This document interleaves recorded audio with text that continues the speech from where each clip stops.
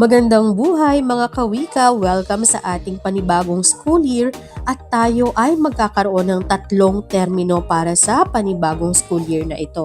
At heto na tayo sa ating unang termino at tatalakayin na natin ang mga aralin nyo sa Filipino 6 para sa unang linggo ng unang termino. Ang ating pag-uusapan at tatalakayin ay nauunawaan ang tekstong naratibo, partikular ang tulang pambata at iba pang mga kaugnay na aralin dito. Tara, simulan na natin ang ating pag-aaral. Tayo ay may 4 na sesyon o tayo ay magkakaroon ng 4 na araw na pagkatuto para sa video na ito. Maaari din gawing 5 ng iba kung nais nila o depende. Para sa ating unang sesyon, tayo ay magkakaroon muna ng panimulang gawain. Masdan ang larawan sa iyong maaring cellphone o sa inyong laptop. Sa inyong palagay, ano-ano ang bagay na dapat na natatamasa ng isang bata ayon sa ipinakikita sa larawan? Pansinin ang mga larawan. Ano ba ang ginagawa ng mga bata? May mga bata dito na naglalaro. Masaya silang naglalaro. May mga batang kumakain naman ng masustansyang pagkain. May mga batang nakakapag-aral. Mga bata na may maayos at malinis na kasuotan. At makikita natin na may mga bata na kasama ang kanilang magulang o may buo silang pamilya. Ilan lamang yan sa mga karapatan na dapat natatamasa ng bawat batang Pilipino. At napakarami pang karapatan. Okay, so bilang pagpapatuloy para sa ikalawang gawain, tukuyin ang mga salitang isinasaad sa bawat pahayag at hanapin sa loob ng puzzle ang kasagutan. Pero makikita nyo dito no, may mga panandana kung ano yung mga salitang na dapat nyong hanapin. So una, tumutukoy sa mga bagay na dapat matamasa ng isang tao. Gaya ng binanggit natin kanina, tinatawag natin itong karapatan. Pangalawa, isang anyo ng panitika na nagpapahayag ng damdamin ng isang tao. Ito ay binubuo ng mga taludtod at saknong. Ito ay tinatawag nating tula. Para naman sa tumutukoy sa tagaganap ng isang kilos, tinatawag natin itong aktor. Pang-apat, tawag sa literal na pagbibigay ng kahulugan sa salita o yung mga kahulugan na mula sa diksyonaryo, tinatawag natin itong denotasyon. So kung nakasubaybay ka mula grade 4 at ngayon ay grade 6 ka na, talagang mulat sa pool, hindi mawawala ang denotasyon at konotasyon sa ating pag-aaral. Lagit-laging katambal yan ng ating mga binabasa. Okay, at panghuli, bahagi ng pananalitang tumutukoy sa kilos o galaw, ito naman ay tinatawag nating pandiwa. Para naman sa ating ikatlong gawain, talasalitaan. Bago basahin ang tula, piliin sa kahon sa ibaba ang denotasyon at konotasyong kahulugan ng mga salita. Ita lang iyong sagot sa column kung saan ito kabilang. So tandaan natin, pag sinabi nating denotasyon, ito ay tumutukoy sa kahulugan na mula sa diksyonaryo. At kapag sinabi naman nating konotasyon, ito naman yung kahulugan ayon sa sarili niyong pagkaunawa o yung iba pang pagpapakahulugan no, kung paano ginamit ang salita. So may mga salita tayong mundo, edukasyon, kinabukasan, bata at mulat. Tingnan natin kung paano natin bibigyang kahulugan ang mga ito. Para sa mundo, ang kahulugan nito mula sa diksyonaryo o denotasyon ay daigdig na ginagalawan. Ang kahulugan naman nito ayon sa sariling pagkaunawa ay sentro ng buhay. Para sa edukasyon, ito yung formal na prosesong nagpapadaloy ng pagkatuto. Para naman sa kahulugan ayon sa sariling pagkaunawa, tinatawag itong pinag-aralan. Kinabukasan, ang denotasyon nito ay susunod na araw at para naman sa konotasyon, hinaharap. Bata. Pag sinabi nating bata, nakahulugan mula sa diksyonaryo, taong wala pa sa hustong gulang o menor de edad. At kapag sinabi namang konotasyon, maliit. Pag sinabi namang mulat, nakadilat o nakabukas ang mata. At kapag konotasyon naman, gising ang kamalayan. Para naman sa pagpapadaloy natin ng ating aralin, tunghayan muna natin o bigyan muna natin ng paliwanag kung ano ba ang tekstong naratibo, partikular ang tulang pambata. Ang tekstong naratibo o pasalaysay ay isang anyo ng diskurso na nagpapahayag o pagsasalaysay ng isang katotohanang bagay. Ito ay nagpapahayag ng sapat na detalye tungkol sa katangian ng isang bagay, tao, lugar o damdamin upang ang isang mamabasa ay makalikha ng isang larawan ayon sa ipinahayag ng tula o ng sa tula. Mahalaga ang estilo, nilalaman at pananalitang ginagamit sa isang teksto upang madali itong maunawaan ng mambabasa. Halimbawa nito ang nobela, maikling kwento, tulang nagsasalaysay, pabula, parabola at iba pang piksyong nagsasalaysay. Ang tulang pasalaysay naman ay isang uri ng tula na nagsasaad ng kwento. Ito ay kadalasang ginagamitan ng boses ng tagapagsalaysay at ng mga tauhan. At ang buong istorya ay nasusulat sa may sukat na taludtod. Hindi kailangang mayroong huwarang pangritmo ang tulang pasalaysay. Ang ganitong uri ng tula ay maaring maikli o mahaba at ang istoryang ikinukwento nito ay maaring komplikado. Ito ay karaniwang dramatiko, may layunin, iba't ibang tauhan at sukat. Ating basahin ang tula at sagutin ang mga sumusunod na katanungan. Karapatan ng mga bata sa panulat ni Honey Lee A. San Diego. Bata, karapatan mong maisilang sa mundo. Makilala ang mga taong nakapaligid sa iyo. Palakihin ng tama at mahalin ng husto, alagaan ng magulang, ibigay ang gusto. Karapatan mo ang mabigyan ng pangalan. Makilala ang lahing iyong pinagmulan. Manirahan sa isang maayos na tahanan, mahalin ng magulang at gabayan. Karapatan mong mabigyan ng sapat na edukasyon. Matutuhan sa paaralan, mahalagang leksyon. Wastong kaalaman sa iyo'y maibigay, katuwang ang gurong nagbibigay gabay. Karapatan mo ring maglaro't maglibang, magkaroon ng mga mabubuting kaibigan. Pakikisalamuha sa iba'y dapat makasanayan upang lumaki kang mulat ang kamalayan. Karapatan mo ring mabuhay ng malusog, ang masustansyang pagkain at sapat na tulog. Mabigyan ng disente at maayos na kasuotan upang ang itsura ay di pagtawanan. Karapatan mo rin ang maprotektahan sa mga panganib, pang-aabuso at karahasan. Matulungan at maipagtanggol ng pamahalaan upang makamit mo magandang kinabukasan. So napakaganda ng tula na ating binasa at ito ay may kinalaman sa karapatan ng isang bata na dapat niyang matamasa. So hindi dapat ipagkait sa kanya ang alinman sa mga ito. So bilang pagsagot sa mga tanong tungkol saan daw ang tema ng impormasyong isinasaad sa tula, so makikita natin na ito ay may kinalaman sa karapatan ng isang bata. So ano-ano yung karapatan ng mga bata na nabanggit sa tula?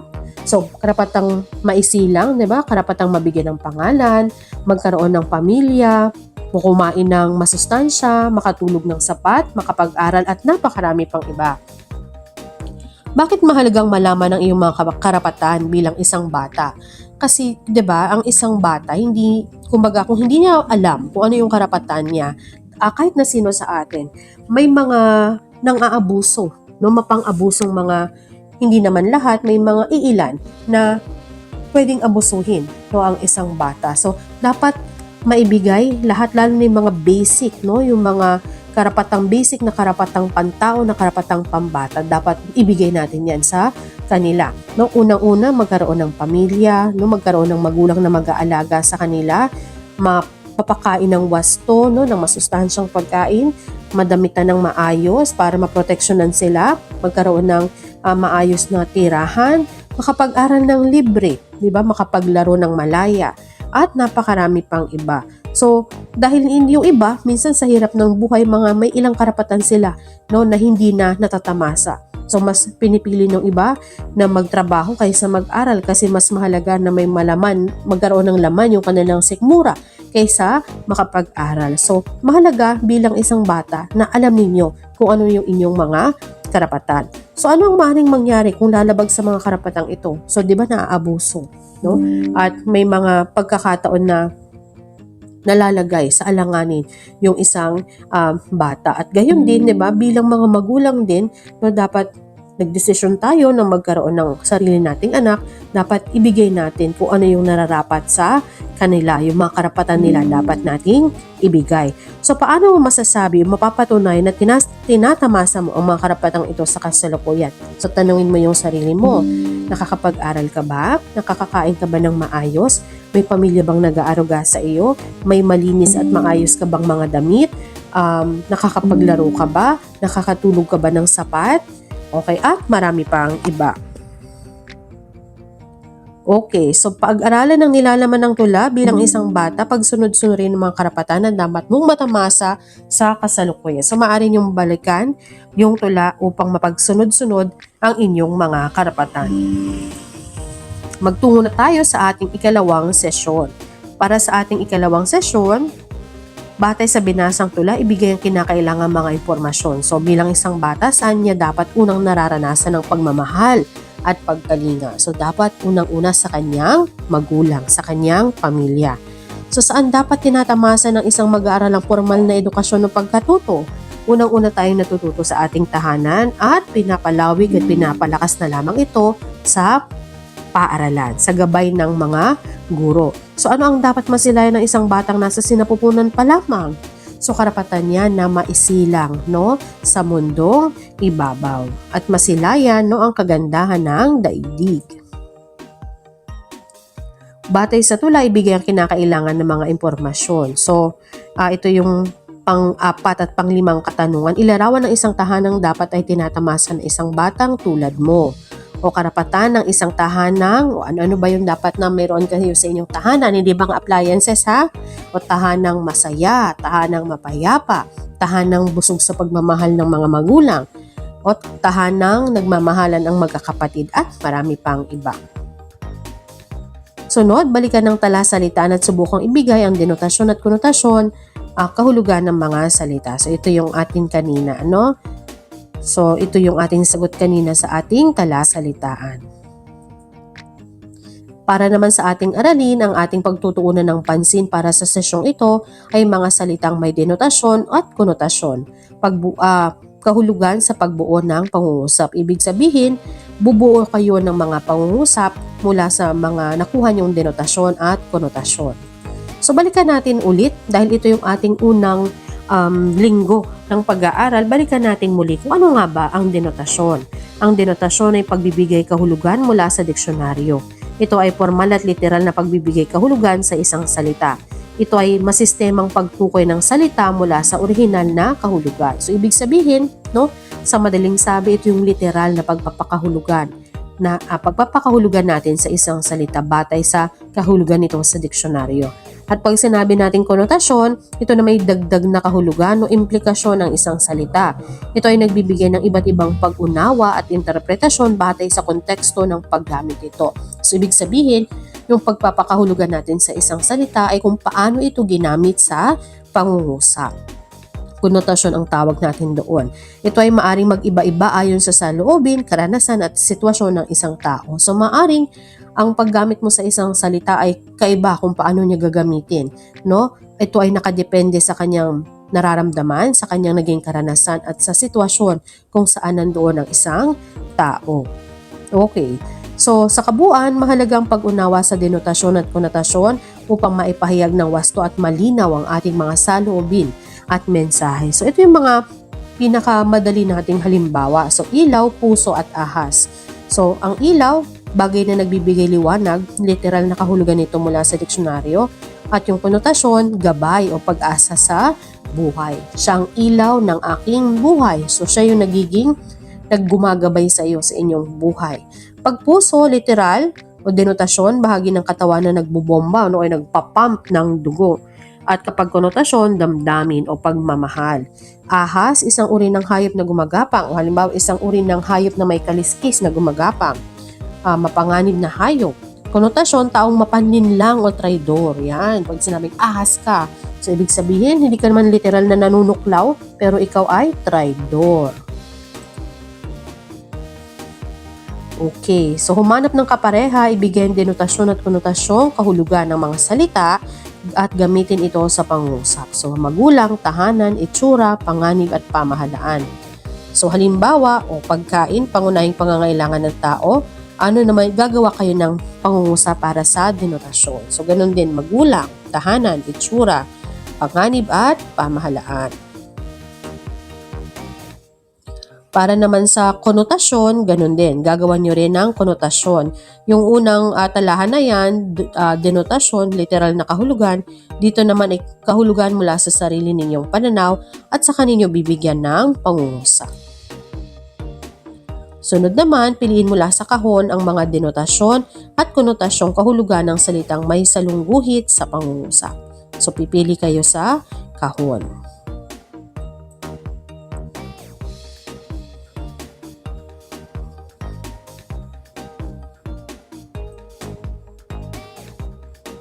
So, narito yung ating mga kasagutan. Para naman sa ating ikatlong sesyon, para sa ating unang gawain gamit ang Venn diagram, magbigay ng isang salita na may denotasyon at konotasyon, konotasyong kahulugan. Gamitin ito sa pangungusap. Okay, so halimbawa, kagaya ng binigay natin kanina. So, puso, ano ba yung kahulugan nito sa denotasyon? Ano naman yung konotasyon? At gamitin sa pangungusap. Para naman sa ikalawang gawain, basahin ang mga pangungusap mula sa tulang pinag-aralan. Okay, so babasahin ang mga pangungusap at sabayan nyo na rin ng pansin, bigyang pansin, yung mga salitang may salungguhit at yung isa naman salitang may salungguhit at naka-bold pa. Okay, so ang tanong, ano ang napansin mo sa mga salitang may salungguhit? Pangalawa, mayroon bang kilos at tagaganap ng kilos na tinutukoy sa pangungusap? So tingnan natin, no? Dito sa unang bilang, ang mga magulang o mga magulang ang dapat umaaruga sa kanyang mga anak. So ano ba yung kilos natin dito? Umaaruga. At sino daw ba yung mga dapat na umaaruga? Magulang. So ganun din sa mga susunod na pangungusap. Dahil dyan, ating tatalakayin ang kaganapan ng pandiwa o komplemento ng pandiwa na tagaganap o aktor. So simulan natin sa pagbibigay linaw kung ano ba ang pandiwa. Ang pandiwa ay isang salita o bahagi ng pananalita na nagsasaad ng kilos o galaw, isang pangyayari o isang katayuan. Ang pandiwa ay may iba't ibang focus, gayon din kaganapan o komplemento. Ito ang tawag sa relasyong pansemantika ng pandiwa sa simuno o paksa ng pangungusap na ipapakita ito sa pamamagitan ng taglay na panlapi ng pandiwa. So, yung grade 5 na pinagtuunan nating pansin yung focus ng pandiwa. So, ngayong grade 6, kaganapan naman ng pandiwa. Ano ba yung kaganapan ng pandiwa na tagaganap? Aksyon o aktor. Ang kaganapan ng pandiwa ay ang relasyon ng panag-uri sa pandiwa na nagpapahayag ng ganap na kahulugan. Ito ang bahagi ng pangungusap na tumutulong upang mabuo ang diwa na isinasaad ng pandiwa. Pag sinabi nating tagaganap, ang bahagi ng panag-uri na gumaganap sa kilos ng pandiwa, kadalasang pinangungunahan ng mga salitang ng, ni o nina. So halimbawa, nagluto ng adobo si nanay. O pas marami pa tayong halimbawa, mas maunawaan natin. So halimbawang pangusap, nagtanim si Mang Jose ng mga gulay sa kanyang bakuran. So ang pandiwa natin, nagtanim, ang kaganapang tagaganap o aktor, si Mang Jose. So naglinis ang mga mag-aaral ng silid-aralan pagkatapos ng klase. So naglinis, sinong naglinis? Mga mag-aaral. Gayon din, sumulat si Carla ng liham para sa kanyang kaibigan. Ang pandiwa ay sumulat, so sino ang nagsulat? Si Carla. Nagluto si nanay ng masarap na hapunan para sa pamilya. Nagluto at ang aktor ay si nanay. Tumulong si Ben sa paglilinis ng parke noong Sabado. Tumulong ang pandiwa at yung kaganapang aktor ay si Ben. Dapat nating tandaan na ang kaganapang tagaganap o aktor ang tawag sa tao o pangkat na gumagawa ng kilos sa pangungusap. Ito ay sumasagot sa tanong na sino ang gumawa ng kilos. Para naman sa ating pagtataya, piliin ang angkop na pandiwa para sa pangungusap ayon sa hinihinging focus o komplementong focus sa tagaganap o aktor. Okay, so pagkatapos nun ay maaari niyong tingnan kung wasto ba ang inyong naging kasagutan. Para sa ikalawang gawain, kumpletuhin ang pangungusap sa pamamagitan ng pagpuno ng pandiwang nasa focus o kaganapan o na tagaganap o aktor.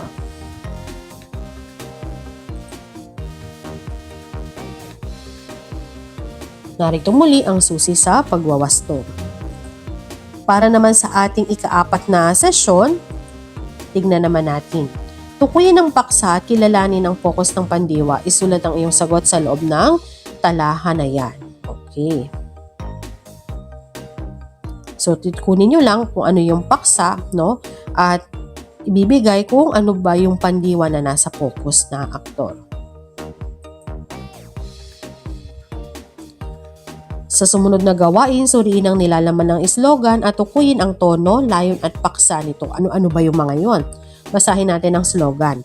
Bawat bata ay mahalaga sa lipunan, pag-asang inaasam ng sambayanan. Itaguyod natin ang mga karapatang pambata, palakasin at isulong para sa pamayanang makabata. Ano ba yung tono niya? No? Ano ba yung parang himig? So parang binibigyan tayo ng pahiwatig na yung tono niya dito ay malaki, no, ang gampanin ng kabataan sa ating bayan. Ano ba yung layunin niya? No? Ang layo niya dito ay palakasin, no, itaguyod, i-promote yung karapatan ng bawat bata. At ano ba yung paksa natin dito? Yung karapatan pambata. So, tono at layon sa pagpapakahulugan ng tekstong multimedia. So, ano ba to? Basahin natin at ipaliwanag kung ano ba itong tono at layon sa pagpapakahulugan ng tekstong multimedia. So una, ano ba yung tekstong multimedia? So dahil tayo ay nasa makabagong panahon na ngayon, no, talagang nag-evolve na rin yung ating mga nakikita, mga nababasa, hindi na lang basta nakasulat, di ba? May mga audio presentation na tayo, may mga animations na tayo, at kung ano-ano pa. Ang mga tekstong multimedia ay ang pinagsama-sama ng iba't ibang uri ng nilalaman, tulad ng teksto, larawan, audio at video, upang lumikha ng mas mayaman at mas interaktibo na karanasan para sa user. Ang tekstong multimedia ay maaring paper-based tulad ng mga aklat, nobela, comics, posters at slogans. Live multimedia text naman ang mga sayaw, pagtatanghal, pasalitang pagkukwento sa pamamagitan ng pinagsamang pamamaraan tulad ng paggalaw, tunog at pasalitang wika. Ang digital multimedia text naman ay ang mga animations, slideshows, e-posters, digital stories, podcast, at mga web pages na may kasamang hyperlinks sa mga external na gabay sa wastong pagbigkas at pagpapakahulugan. Ano naman ang elemento ng tekstong multimedia? So una, paksa. Ang paksa yung pangunahing kaisipan o pinagbabatayan ng teksto. Upang maituring na may kaisahan ng teksto, hindi dapat lumihis ang paksa nito. So, syempre, bago tayo gumawa ng isang bagay, kailangan alam natin kung ano yung paksa, ano yung topic, ano ba yung pinaghuhugutan natin, no, sa gagawin nating teksto. Multimedia man ito or hindi. Pangalawa, layon. Ito yung intensyon ng teksto sa pagkakasulat nito. Ano ba yung layunin mo? Gusto mo bang magbigay ng impormasyon? Gusto mo bang manghikayat? Gusto mo bang magpatawa? Gusto mo bang kumuha ng atensyon ng iba? Okay. So ito yung tumutukoy sa layunin ng teksto kung ito ba ay nais magbigay aliw, magbigay impormasyon, magturo, magbigay inspirasyon, manghikayat o magpakilos. Nasa pagsusuri ng mamabasa kung paano bibigyang pagpapakahulugan sa teksto o akda. Pangatlo, tono. Ito yung nangingibabaw na damdamin sa author sa pagsulat ng teksto. So maaari itong masaya, malungkot, galit, nangunguyat o nangungutya, nagpapatawa, magaan, seryoso, akademiko at iba pa. Ang tono ay nakatuon sa damdamin ng author o ng tagapagsulat, no, o may akda sa teksto. Ang damdamin naman ay ang nararamdaman ng mamabasa sa pagbasa ng teksto. Kumbaga sa English, tinatawag natin tone at mood. Ang tone para sa may akda o yung tono. Yung mood o damdamin naman ay para sa nararamdaman ng mambabasa doon sa inyong isinulat. Okay, para sa ating gawain, sagutin ng mga tanong batay sa larawan. So, ang wastong edukasyon ay pahalagan. Ito ay susi sa inyong kinabukasan. So, yung mga tanong, ano ba yung paksa ng slogan? Ano ang layo ng author dito? Ano ang tono ng manunulat tungkol dito? Anong uri ng multimedia ang slogan? So, para matulungan kayo, narito yung ating mga posible na maaaring maging sagot. At para sa inyong pangwakas na gawain, bumuo ng slogan tungkol sa karapatang pambata. So, nariyan ang rubrics bilang pamantayan ng inyong paggawa ng slogan. At dito na nagwawakas ang ating aralin, no? Unang aralin para sa unang termino, unang linggo ng inyong pag-aaral ng Filipino 6. Maraming salamat at nawa ay may natutunan kayo sa ating mga aralin para sa linggong ito. Ako si Teacher Aiza, maraming salamat at magkita tayo sa susunod na linggo.